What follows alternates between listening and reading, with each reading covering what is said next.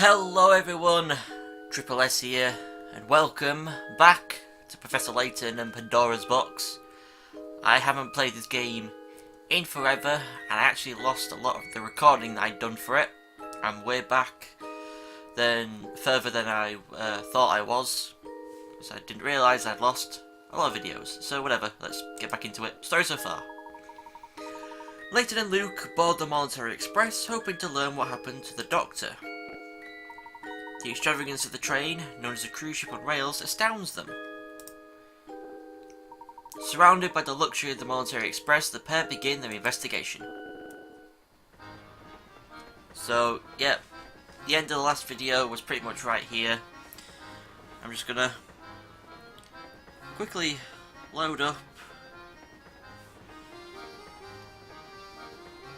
I don't care about that. Load up the guide that I have on my iPad, because before I was like using a program to screenshot the entire page for the guide, but this time I just have it on my iPad. Right, so oh yeah, I already got that coin, so I guess we talk to him. I'm dreadfully sorry, sir. I'm afraid all the seats in our fine establishment are taken right now. What a pity. Indeed it is, sir. But while you're waiting for a table, may I interest you in a puzzle? Number 7, 20 out of 20. 4 couples sit in a crowded dining car. All diners are sitting next to or across from their partners. The Joneses are sitting by the aisle. The mustachioed Mr. O'Connor is sitting next to his wife. Mr. Lambert is sitting opposite his wife. Using the information above, can you determine where Mrs. Headley is sitting? Circle her and touch submit. Right.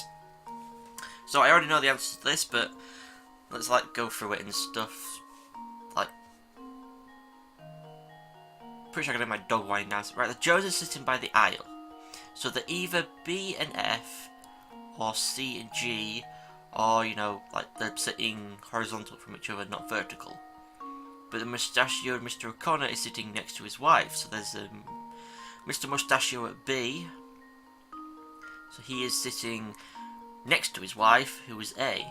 So that would leave either F or G, or, well, those guys. So when it says they're sitting by the aisle, that must mean that they are sitting opposite each other, not next to each other, if they're both sitting next to the aisle. But then it says Mr. Lambert is sitting opposite his wife. So there's the hints here. Instead of going through the hints, let's just read them from the thing. The mustachioed Mr. O'Connor is B, as we first guessed. Seeing as how both C and F are men, his wife has to be A. Well, we figured that one out, didn't we? Now, the second one, we were trying to figure out who the Joneses are. It's like we could either think they're F or C and G. Well, they have to be C and G if they're sitting next to the aisle. That's what I think. Let's see what the puzzle hint says. The Joneses are both sitting by the aisle, which means they must be sitting across from each other. Since you know B is Mr. O'Connor, C and G must be Mr. and Mrs. Jones, right? Oh, so we were right. We got it right. So that would mean hint 3. So where is Mr. Lambert in all this? We now know A and B to be the O'Connors, so the people sitting across from them must also be a couple. But they can't be the Lamberts because the Lamberts have to be sitting across from each other. Keep the above in mind and you have everything you need to identify all 4 of the couples. So yeah, B and A, not them, C and G, not them, but then they have to be sitting next to each other, so that only leaves E. And now to test my theory. We did it! And there we have it. And there we have it.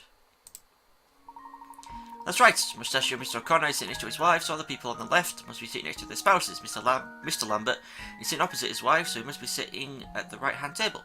The Joneses are sitting by the aisle, so there must be C and G. That leaves E and F as the Hadleys, or Headleys, either one I said. That's exactly right, sirs. They say that nothing whets the appetite like a hearty puzzle. Oh, and it appears the table has just become available. Allow me just a moment to tidy it up, and then I'll be happy to escort you to your seats. Great, I'm starving. Oh good, our table is finally ready. We'll just be taking our seats then. Madam, please wait just a moment. In truth, these passengers have been waiting long. Nonsense! We'll not hear another word of this. You take these people before us. We are insulted. Do apologise, madam. It's simply that these gentlemen arrived before you.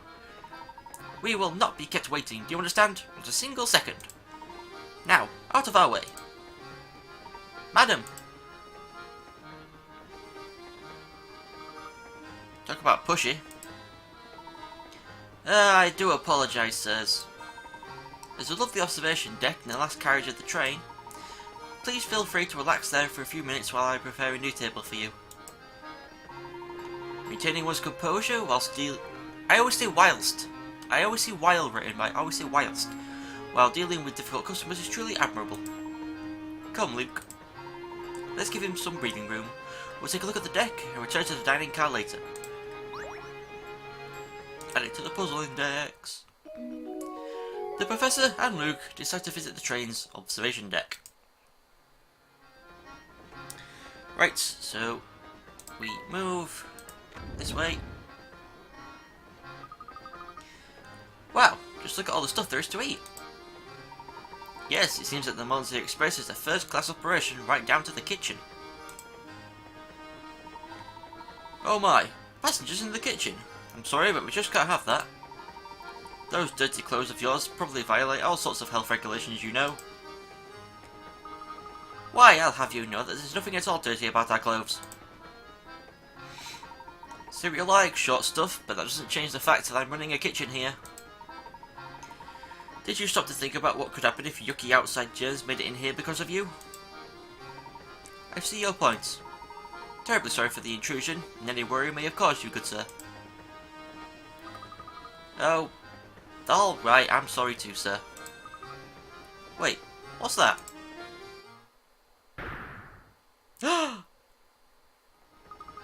Professor, look here. It seems our friend the cook has been keeping a pet in the kitchen. How arrogant of him to lecture other people about germs. Oh boy, I guess the cat's out of the bag now. Listen, I know it's against the rules to keep a pet in the kitchen, but he's my only friend, see? Furry or not, it's the only creature I've got to talk to in here. My, he certainly is generously proportioned, isn't he? He's a hamster, I presume? Of course he's a hamster. Their quiet dignity makes them the noblest of all creatures. When I first started working here, I needed someone to keep me company, so I bought him. Thing is, I feed him all the table scraps we take back, which makes for a diet that's a bit, rich. He's really piled on the pounds, and to be honest, I'm starting to wonder if it isn't bad for his health. The poor thing. I wonder, could I ask you a favour? Would you mind looking after my friend for a little while? When he's here with me, I can't help but feed him, but those scraps of foie gras and pastry soon add up. You mean you want us to take care of him and help him get into shape? Sounds like a great idea to me. I mean, what do you think, Professor? Can we please keep him for a little while? Well, I've always said that helping rodents in need is among the duties of every true gentleman. Really, Layton? You always said that? Okay. We'd be happy to take custody of this hamster until he sheds some of that excess baggage. Oh, thank you so much. It's a real weight off my shoulders, and off his waist, hopefully. The hamster mini game has been added to the trunk. Check on the hamster by touching the hamster icon inside the Professor's trunk. My dog keeps whining. Oh, and one more thing. So what we've seen the little fellow for a while, could you give him this apple? He loves them so. A new hamster toy. Use this apple to help your hamster get in shape. Oh, I'm going to miss my furry friend. Please look after him. Don't worry, he's in good hands. Right. Think of a name for him. Please give the hamster a name. Ugh, I'm burping as well. Ugh.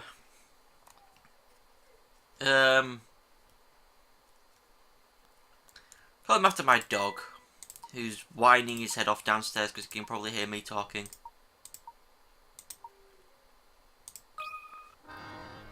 George. Let's name the portly hamster George.